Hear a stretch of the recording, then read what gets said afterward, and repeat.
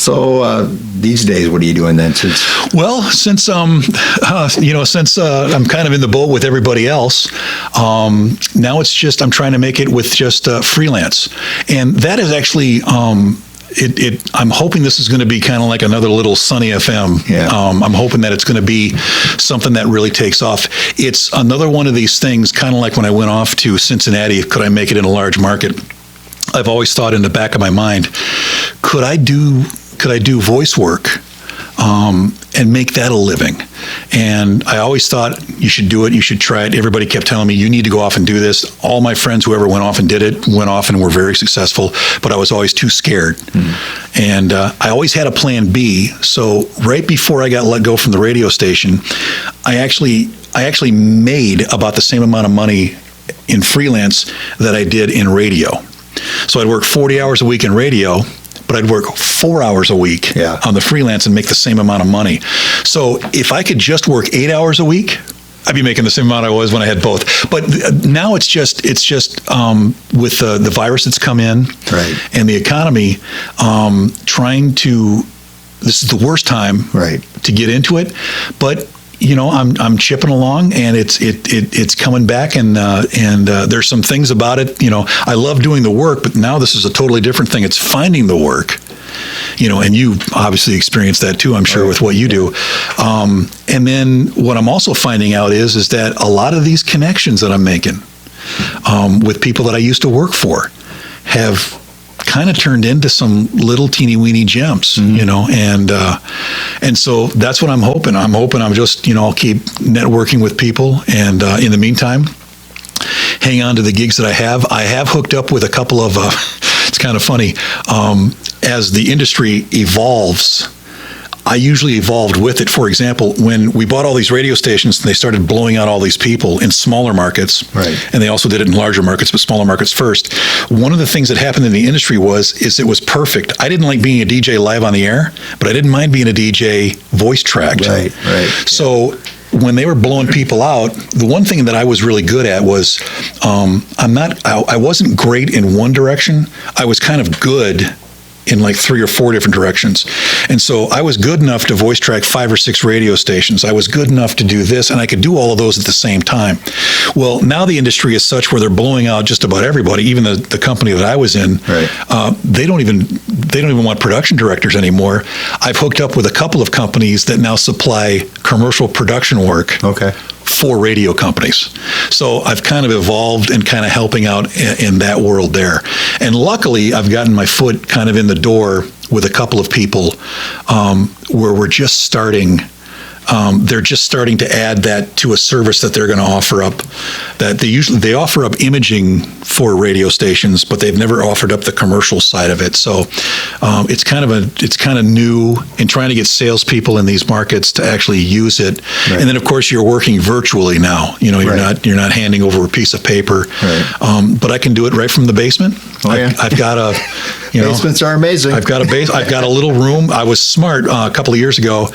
We had an unfinished basement, and I finished it off, and I made a little vocal booth for myself. It's all padded, so even if I go insane, I'm in a nice padded room.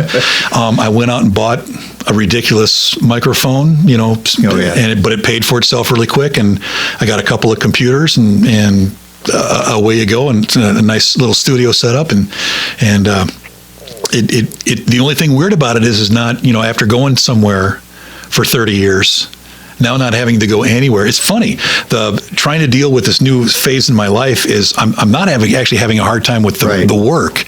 It's the environment of trying to get kind of like when I got the Sunny, it was, here I am, I'm in this environment, and I don't get comfortable as quickly as I'd like to be. So that's what I'm kind of looking at this as, you worked for 30 years, maybe it's a vacation. So, but my typical work day right now, it's goofy. I'll wake up in the morning and I'll usually just, take a walk or read a little bit. And then I wait for work to come in. And if nothing's happening, I go outside and I start doing yard work. And I'll be mowing, and then the phone will go off and I'll, look at it. Oh yeah, I need to do that. Okay.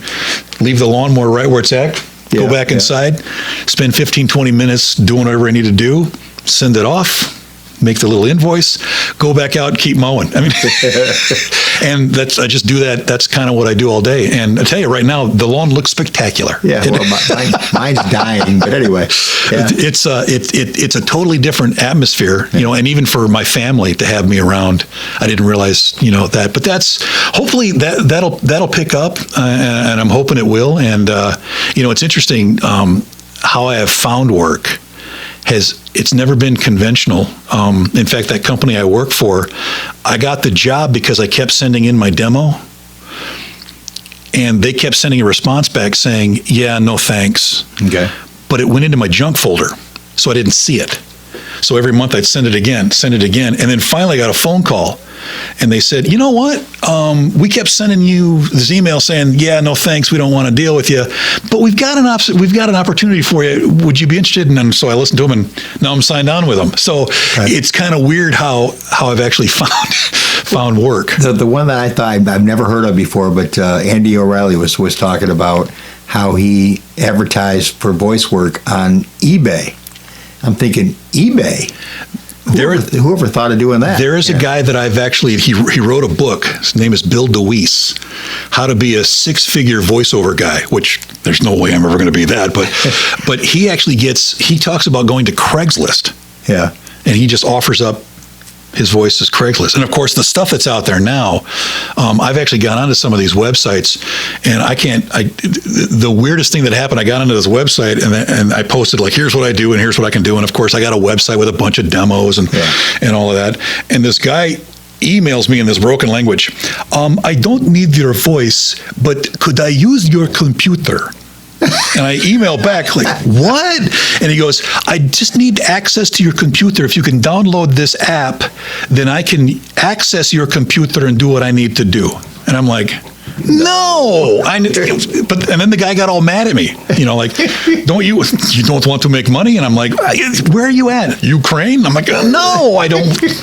And so a lot of this learning, it's like going down these rat holes, right? There's got to be a job opportunity right there. And then all of a sudden some guy from Ukraine just wants to use your computer, big whoop, And so that's been the thrill. And then just trying to stay positive, which really isn't a hard thing for me to do in the face of, what looks like, and that's the other thing too, is just trying to get comfortable with the new norm. I was the kind of guy that would go into work, there's the pile, start knocking it out.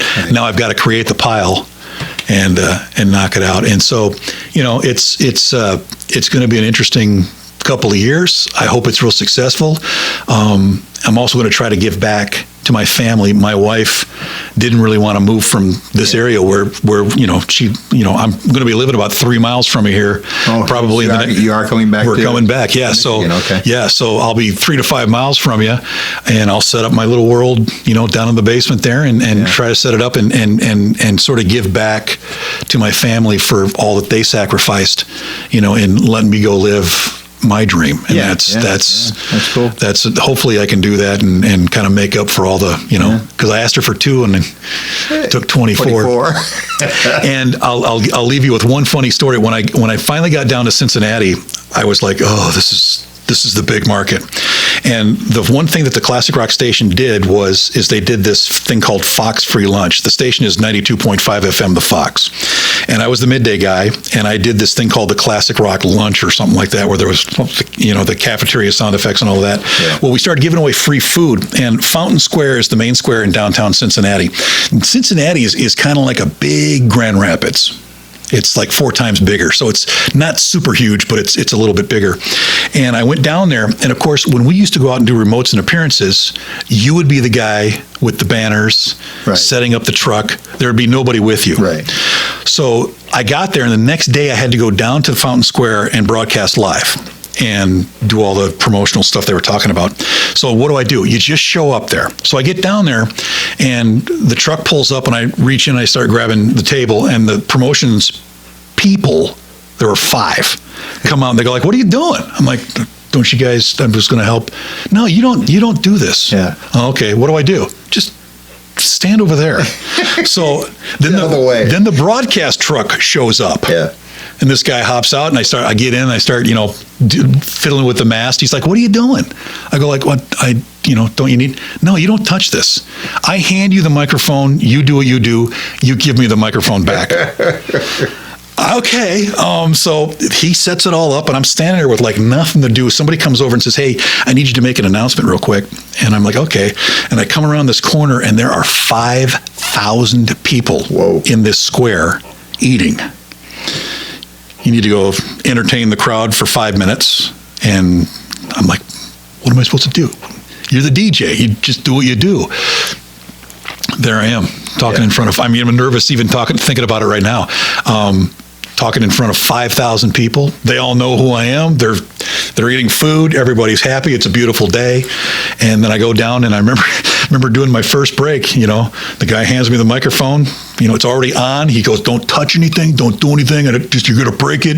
And the guy's like just all bent out of shape. And I do my first break, and I hand it back to him. I go like, "This is going to be awesome, man." And it was like that. Never had, and then the amount of money they paid you to do those, it was like $250 for 2 hours. Yeah. You spoke 4 times.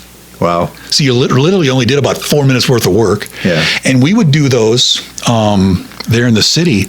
I'd have those scheduled. I could do 3 or 4 of those a day. Wow. On a Saturday, and you just show up, hand you the mic. And when did you stay there for 24 years? It was, yeah, you were treated like a big shot, even though I certainly didn't feel like a big shot. But that's kind of where, that experience kind of led to. And I got to do some really cool and crazy things. And it's really hard to imagine, that's over, and maybe it'll develop into something else. But man, what a ride. Oh, yeah. What a ride. It was phenomenal. And I can only imagine. I wish everybody could have done that, because I think, I think I'm so lucky, because I think I lived that radio life that a lot of people wanted to. And they either didn't, or it just didn't work. The things just lined up in my favor, and I had a real knack for, and I wouldn't do it on purpose, but the right person would look at me and go, when something comes up, he's coming with me. And I just would ride somebody else's coattails. Yeah. And all I did was just concentrate on my work. I wasn't brown nosing or, "Hey, when you go somewhere, could you take me with you?" I wasn't. A lot of times I turned down jobs because, I don't think I can go there. I just can't. I can't go do that. And so I'm the luckiest. I think I'm just the luckiest guy in the world. I just wish it would work for the lottery. That's if I could just get some luck there. But yeah, it just seems like it's and to some degree, it seems to be working right now too. There are things that I'm doing. I'll reach out to people and say, "Hey, if you need any help with any kind of voice work or audio work, or you need something to talk to or vent or whatever, hit me up. I'm right here if you need me." Everybody I've ever contacted has contacted me back. Yeah. And I'm always surprised when I'll go upstairs. "Honey, you're not going to believe so-and-so just emailed me back." You're kidding, and it still happens. And some of the giant people that I've met in broadcast. I remember I read an article one time about a guy named Mark Chase, and after I read the article, and I didn't do a whole lot of reading back then, especially about people. After I read the article, I went, I would love to work for that guy. Gosh, if I could just, work for that guy for 5 minutes, that'd be great. It just so happens when I went down to do my on-air audition for Cincinnati, when I got off the air, I came down into the office where Jim Richards was sitting, and across the desk from his was that guy. Yeah. And he worked there.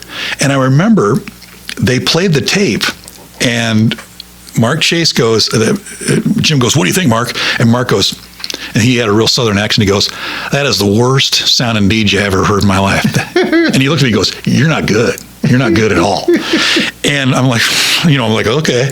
And Jim goes, "Just step outside for a second." So I go out into the hallway, and Jim comes out about maybe a minute later. He goes, "You okay?"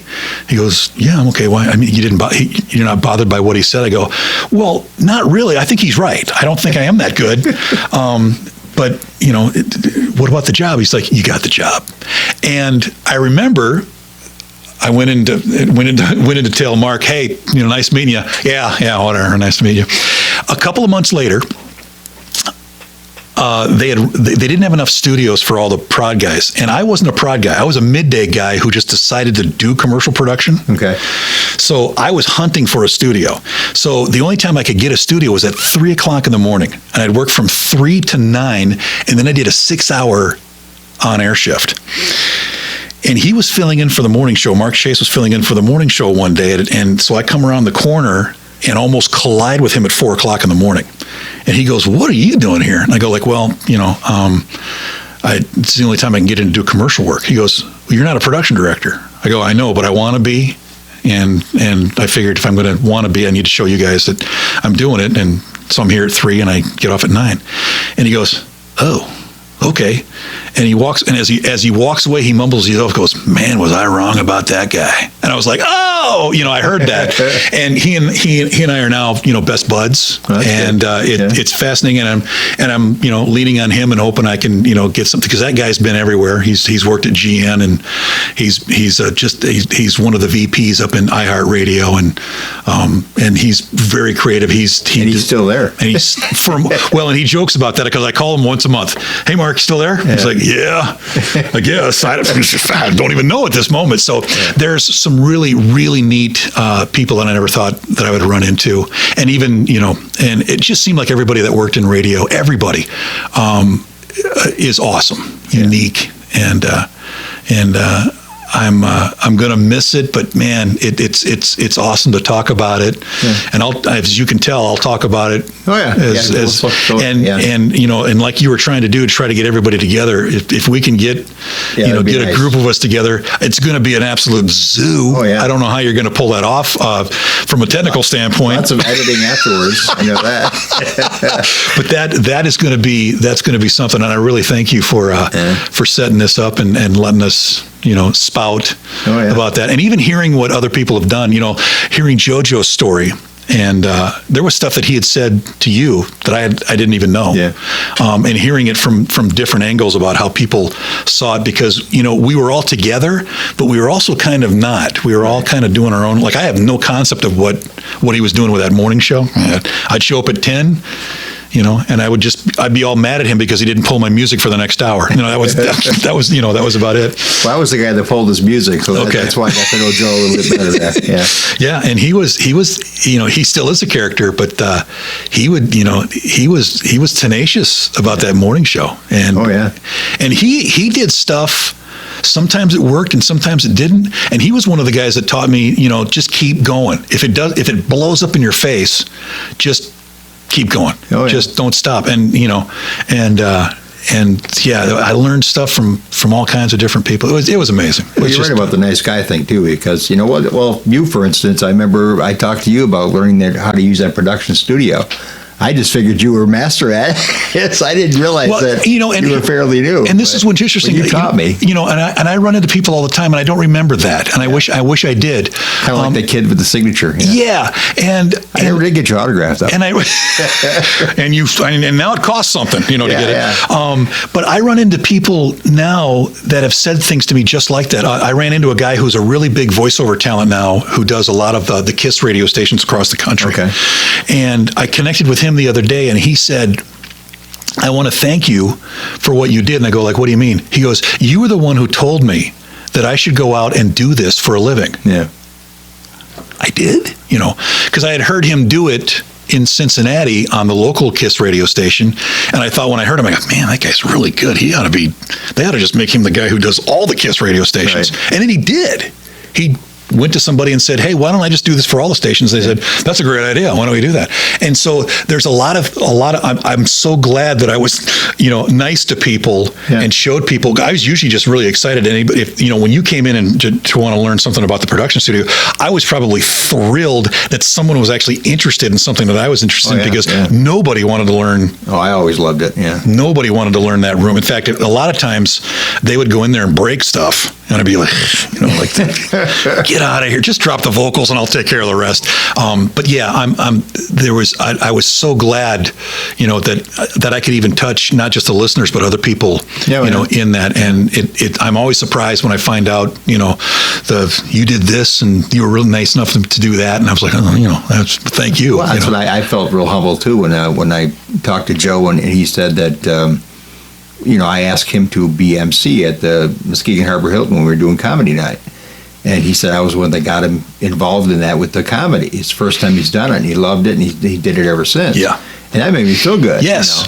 Even though it was like, you're bailing me out of this. Exactly. Yeah. And right. Yeah. And that's a lot of a lot of that stuff, and I wish I had also intermingled more with other radio people, because we did a thing one time. They didn't like you. I think they would have. Yeah. I think they would have been. Yeah. I would have, because I was fascinated with all radio stations. But I remember this is when I was voice tracking, and I was voice tracking for the Fox in Grand Rapids from Cincinnati, and they were doing the big concert down at the Ionia Free Fair. Okay. And this was the first year they were also going to add rock music.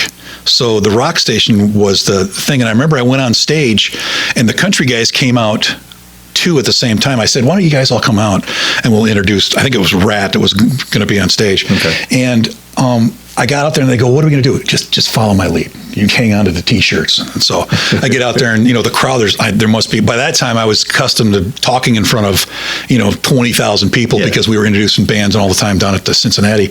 And so I'm out there and I'm, doing whatever I do. And I remember we got some T-shirts here we need to give away. And I'm trying to come up with an idea of how we can do that. I guess if you aren't wearing a T-shirt, then maybe we could throw one to you.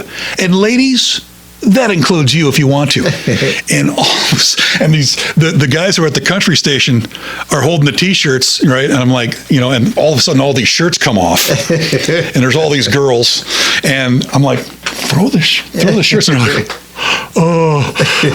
and so that's like something they probably wouldn't have. You can't do that necessarily.